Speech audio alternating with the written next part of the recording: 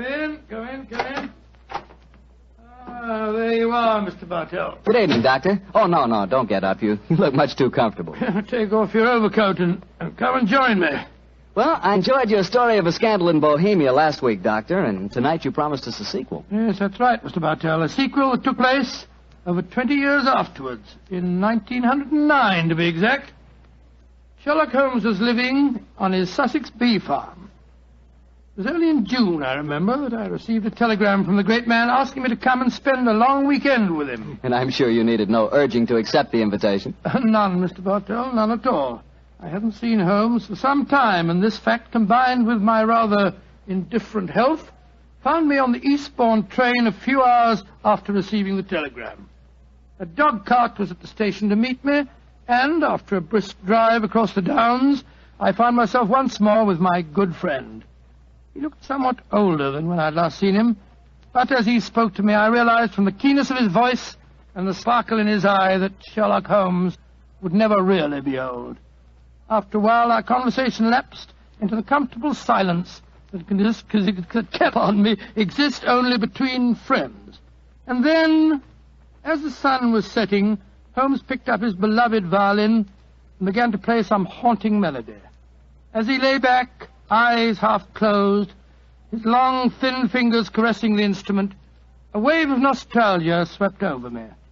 I thought of the many years that we'd spent together, and of the exciting adventures that we had shared during the old days in Baker Street.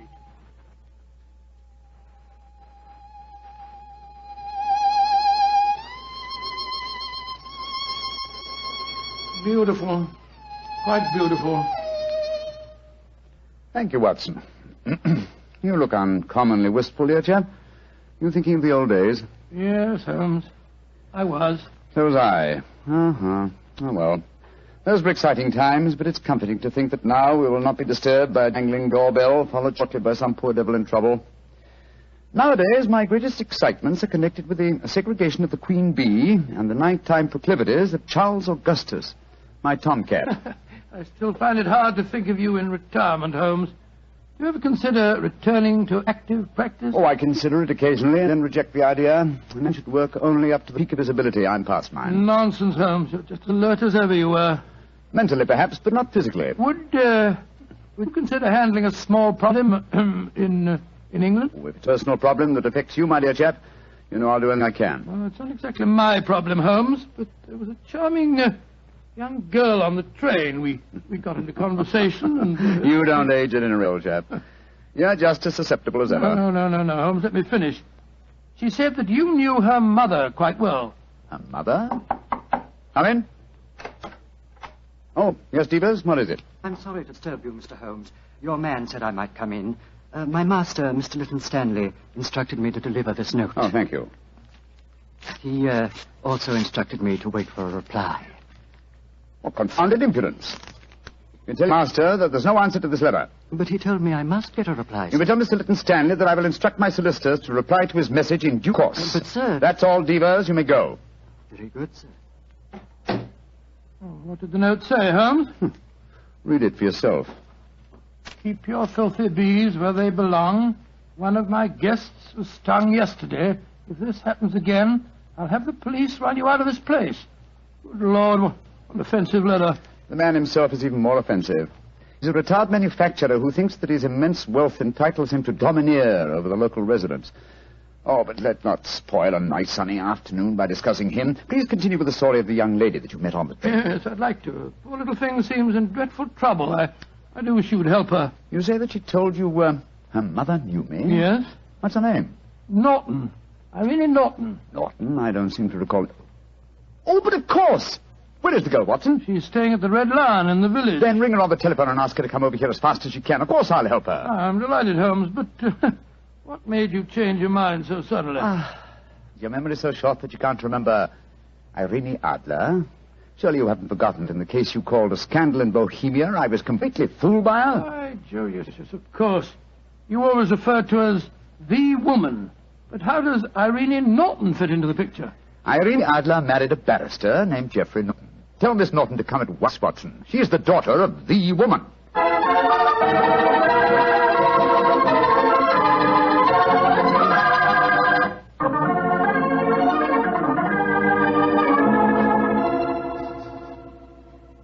Holmes, I've heard so much about you from Mother. She says you're the cleverest man in England. Your mother flatters me, my dear child. She herself was much more clever than I. In fact, yes. Did she ever tell you about the circumstances under which we met? No, Mr. Holmes, though she did tell me that you were a witness when she and my father were married. Very true, my dear, very true. Though the occasion was a little, well, shall we say unusual? Look here. This golden sovereign I wear on my watch chain is a memento of that day. I also have a charming photograph of your mother. You must have known her quite well. How about telling Mr. Holmes about your troubles, my dear? Yes. Reminiscences are charming, but they can wait until we've dealt with your problems. Mr. Holmes, I'm being blackmailed. Oh, I'm sorry to hear it. By whom? By a neighbor of yours, Mr. Lytton Stanley. Do you know him? Oh, yes, indeed I do. As a matter of fact, Mr. Holmes received a most offensive note from the gentleman less than an hour ago. What hold does Mr. Stanley have over you, my dear? He has some letters, some rather indiscreet letters of mine that I wrote to a friend of his last year. How did he obtain these letters, Miss Norton? He must have stolen them. I don't know how, but when I was staying at his house a few weeks ago, he told me that he had them and asked £5,000 for their return. Oh, gracious me. And why should he consider your letters, even indiscreet letters, worth so large a sum? I'm engaged to be married to Lord Weston's son. That awful man, Lytton Stanley, knows that if my fiancé saw the letters, the marriage would never take place. They must be extremely compromising. Oh, they aren't, really. But I was much younger when I wrote them. In fact, I was only 17, and I'm afraid they could easily be misconstrued. Have you told your mother? Oh, no, she'd never understand. She might surprise you on that score, I think. How about your father? Daddy's a barrister. You can imagine how straight-laced he'd be about the whole thing. That's why I came to you, Mr. Holmes. Oh, I see. You feel that I am not so, well, shall we say, straight-laced? Of course you aren't. Mother's told me about you, and in any case, I've read Dr. Watson's stories. Watson, my dear fellow, your stories will land me in serious trouble one of these days. What are you suggesting Mr. Holmes can do for you, Miss Norton? Get the letters back for me. But how? Steal them, of course. Well, my dear, I hardly think you can... No, my dear Watson, don't be shocked. Oh. Miss Norton is a forthright girl, like her mother before her. It's most refreshing. Mr. Holmes, you can't say you won't help me. No, I don't think that I can say it. In any case, I have a slight personal score to settle with Mr. Lytton Stanley myself. He's rude and has no understanding of bees. But how are you going to steal the letters? That problem requires a little thought, old chap. I can tell you how to do it, Mr. Holmes. Oh, really? This is delightful, my dear. You've explained the problem and also the way of solving it. How easy a detective's work might be if all clients were equally helpful. Tell me, what is your plan? Tomorrow is the servant's half-day off at Mr. Lytton Stanley's. He'll be alone there during the afternoon. How do you know that fact? My maid was keeping company, as they say, with Devers, the butler, when I was staying there a few weeks ago. She found out everything from him. My letters are kept in a filigree box in his desk. With your enterprise, my dear, I'm surprised that you didn't try and open the desk yourself. I did. But it's very sturdy and has a combination lock. Oh. However, I'm sure that you and Dr. Watson can think of some way of getting the letters, particularly if Mr. Lytton Stanley's alone in the house. We shall do our best, Miss Norton. Promise me one thing, though, both of you. Oh, what's that? Don't read the letters, will you? I'm really rather ashamed of writing them. Oh, of course we won't, my dear child. You're both so sweet to me. How can I thank you? Thanks would be a little premature, but you could do us a favor. Of course. What is it? Your mother had a beautiful voice, I recall. I wonder if you inherit her talent. I do sing, though I've never done so professionally, like Mother. And I've never played the violin professionally. But perhaps between us we could give Watson a little concert. That's a delightful idea. We can't do anything until tomorrow anyway. What would you like to sing? Songs my mother taught me. Really remarkably appropriate. In the days long vanished, seldom from her. Charming. Tonight, music, and tomorrow, a touch of daylight robbery.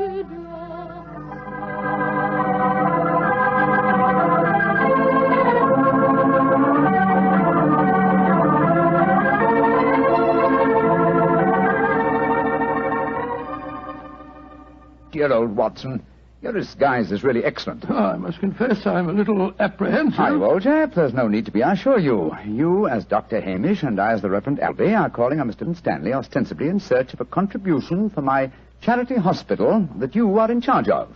What could be simpler? Well, what made you decide on the role of a clergyman? It should simplify our entrance to the house, though I must confess that a rare touch of sentiment prompted the choice of my disguise. How does sentiment enter into it? Oh, surely you remember that it was in the role of a simple-minded nonconformist clergyman that I once attempted to deceive Miss Norton's mother. That's right. I'd forgotten. That woman really fascinates you, doesn't She does, old chap. Irene Adler was one woman I've always regarded with unbounded admiration, even though she was a criminal. But enough of this. Come on, old fellow. Are you ready? Yes? You have the equipment I mentioned to you? In my pocket? Let's be off, old chap. Let's be off.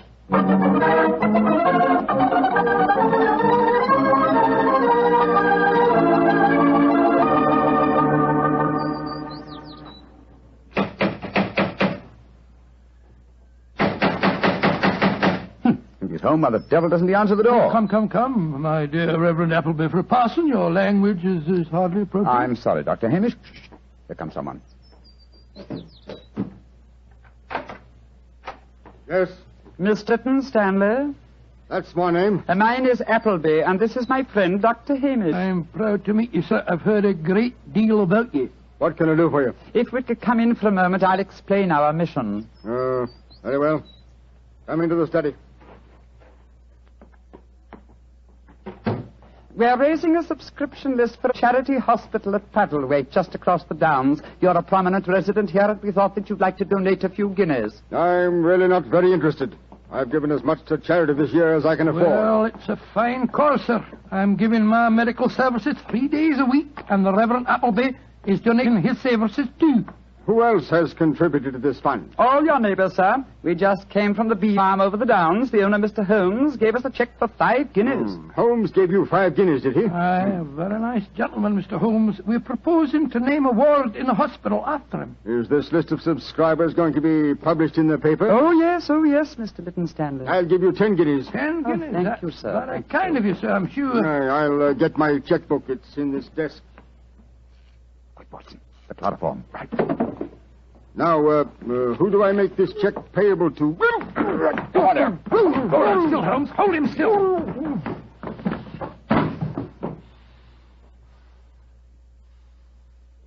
Very neat, Watson. Chloroform doesn't take long, does it, Move it back a Holmes? little, old fellow. He's lying over the desk.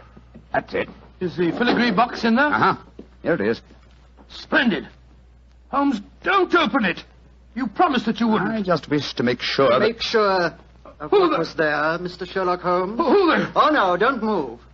I have a revolver, and don't turn round. Place the box on the table, Mr. Holmes. And put your hands up, gentlemen, both of you. That's right. I know that voice. It's Devers, the butler. Quite correct, sir. Well, Davis, you needn't point a revolver at us as your master and injured. I'm not in the least interested in my master's health, Dr. Watson. In fact, if he were dead, I should be delighted. Now, what are you up to, Devers? I'm taking advantage of a situation, sir. I've been trying to open that desk for weeks. After such kindness on your part, sir, I hate to seem ungracious, but I'm dreadfully afraid I shall have to kill you. To kill both of you.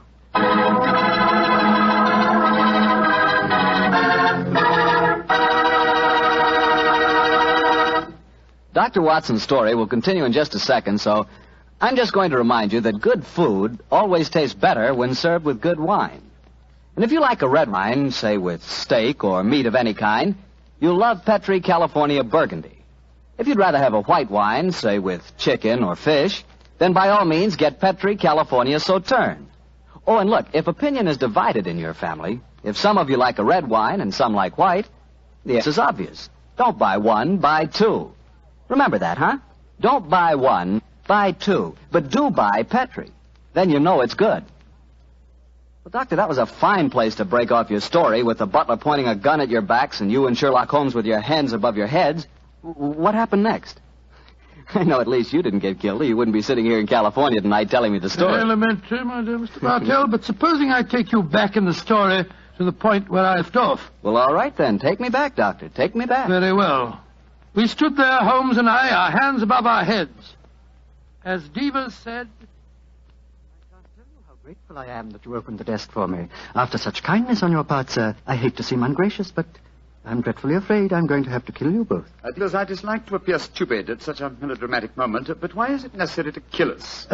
For months, I have been waiting for an opportunity to steal the Kitmanjar emerald, and now you have done it for me, sir, and presented me with a perfect alibi. The Kitmanjar emerald? Oh, come now, Miss Holmes. You know the treasures in this house as well as I do. Apart from the emerald, there's a superb Cellini that would fetch a fine price in the right market. We aren't here after any valuables, my good man. Please don't call me your good man, Dr. Watson. It's patronizing and untrue. In any case, sir, whether you were here after the valuables or not makes no difference. I've caught you both red-handed.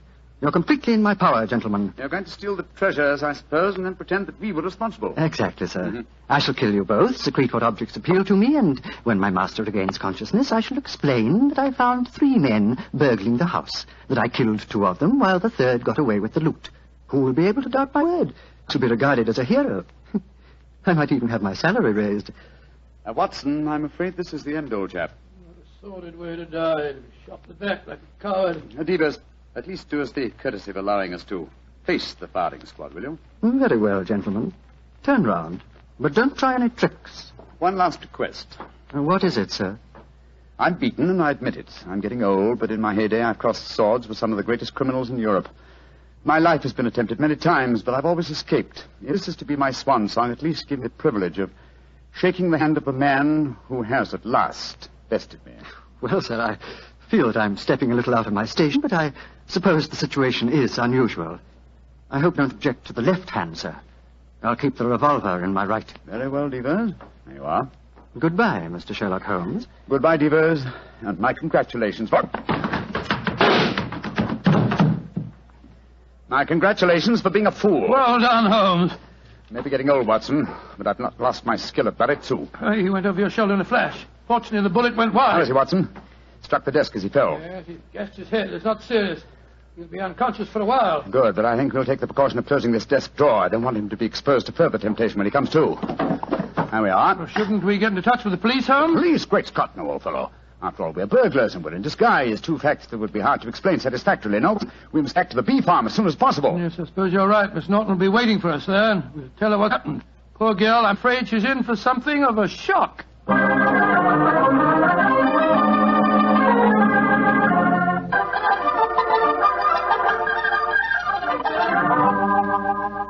Mr. Holmes, Dr. Watson, I'm so glad to see you back again. Did you get the filigree box? Yes, Miss Norton, here it is. But, Holmes, I didn't know that you... Watson. Why not open it, Miss Norton? Well, I Open it, my dear. There may not be love letters inside it, but there's a note. Oh. Why don't you read it to us? Well, let this be a warning, Miss Norton. Crime does not pay. If you don't believe me, ask your mother. Sincerely, Sherlock Holmes. Mr. Holmes, you knew my secret all the time. Not all the time, but I realized it as soon as I'd opened the filigree box. What on earth are you talking about? Miss Norton was under the impression that she could use me as a cat's paw, as a dupe to commit a burglary for her. I still don't understand, Holmes. You will remember she asked us to promise not to open the box. Yes, but you did so just before the fellow held us up with a revolver. What was inside the box? An impressive green stone which I knew to be the Kitmanjar emerald. But where's the emerald now? I slipped it back into Mr. Lytton Stanley's desk and locked it. Brought the box here because I wanted to see your expression, Miss Norton, as you opened it. Great Scott, and I thought you were poor thing in trouble. Shocking. You have to save yourself, young lady. That I'm terribly sorry, Mr. Holmes, terribly sorry. It seemed like a wildly exciting idea, but I didn't really mean to steal No, it. of course not. No, of course you didn't. I didn't need to steal it for you. Miss Norton, I'm convinced you knew that your mother once outwitted me, and you presumed to think that you could do the same. I should turn you over to the police. Please don't, Mr. Holmes. You can't do that. I certainly could. But I'm not going to for 2 reasons. First, you're young and impressionable, and this will teach you a lesson. And in the second place, I have a strange admiration for your mother. But I warn you, Miss Norton, that you have had a narrow escape. A very narrow escape. Mr. Holmes, before I go, there's one favor I want to ask you. Really? What is it?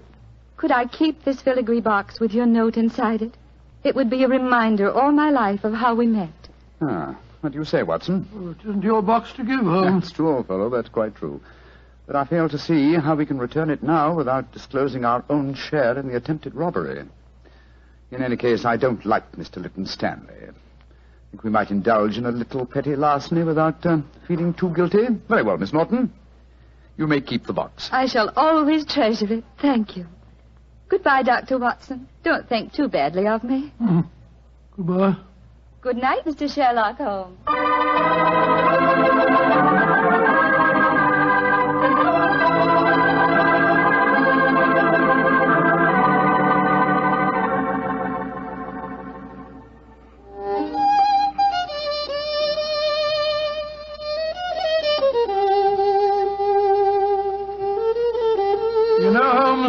must say you were surprisingly lenient with that girl. Do you suppose her mother put her up to the whole thing? That possibility had occurred to me, old fellow. And yet I have a feeling that... Come in. Door's open. Were you expecting anyone? No. Good Scott, it's Lytton Stanley. Good evening, sir. This is an unexpected honor. Sherlock Holmes, we haven't been the best of friends, I know. But you've got to help me now. I'm in serious trouble. Oh, indeed, sir. Won't you sit down? This is my friend, Doc Watson. How do you do? And now, sir, what is your trouble? I've been robbed, Holmes. Robbed? What was stolen? Well, my greatest treasure, the Kidman Jar emerald, was removed from its case and then mysteriously returned loose in my desk afterwards. But there's a priceless Cellini missing. Have you any idea who the burglars might be? Oh, it was a gang, I'm sure of that. A couple disguised as a clergyman and a doctor came into the house on the pretext of raising money for some hospital. And they overpowered me with chloroform. Oh, dear me. How very unpleasant for you. Yes, well, when I came to, I found my butler was lying beside me in a pool of blood. The brave fellow had wrestled with the thieves, but they got away. And he's in the hospital now. Holmes, you've got to help me. The Kidman Jar emerald was returned, you say, but a Cellini is missing. Yes. It's an exquisite filigree box in which I'd kept the emerald. A filigree box? Yes, it's a genuine Cellini. It's worth several £1,000s. Holmes, you must help me solve this business. I'm sorry, Mr. Lytton Stanley, but I'm afraid I can't help you. I've retired. Yes, and I intend to remain in retirement. Good night, sir. Oh, but I'll pay you any fee within reason. My decision is final, sir. Good night. Oh, I might have known I wouldn't get any help from you. Holmes, she fooled you again. Yes, the little devil. She knew that box was a Cellini all the time. You don't seem very angry with her, old fellow. I should be, but I'm not. What splendid audacity. What a superb nerve the child has. But you must get the box back from her. I shall, Watson. I shall. Or rather, I shall persuade Divas to do it for me. As the price of our silence. But how can he get it back? Remember that he walks out with Miss Norton's maid. I'm certain that when he explains his predicament, he can prevail upon her to steal the box from her mistress so that it may be returned to its rightful owner. That's a good idea. By George, Holmes, Miss Norton's a chip off old block, all right. Yes, Watson, she is, and it makes me wonder. What about? I wonder, my dear chap, how long I can remain in retirement. Such a worthy antagonist at large, it's a challenge. It's an irresistible challenge.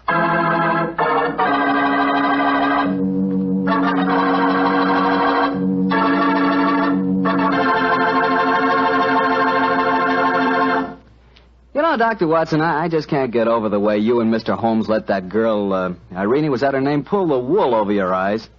Why, she really twisted you around her little finger. Well, Mr. Bartell, I don't like to make extremely positive statements, but I'm sure that if you were in my shoes, Irene would not only have twisted you round her little finger, but she'd have had you rolling about in hoops and standing on your head.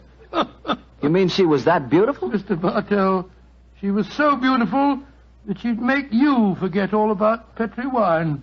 Dr. Watson, no girl is that beautiful. Oh, how young you really are. Well, maybe so, but there are lots of pretty girls in this world and only one Petri wine.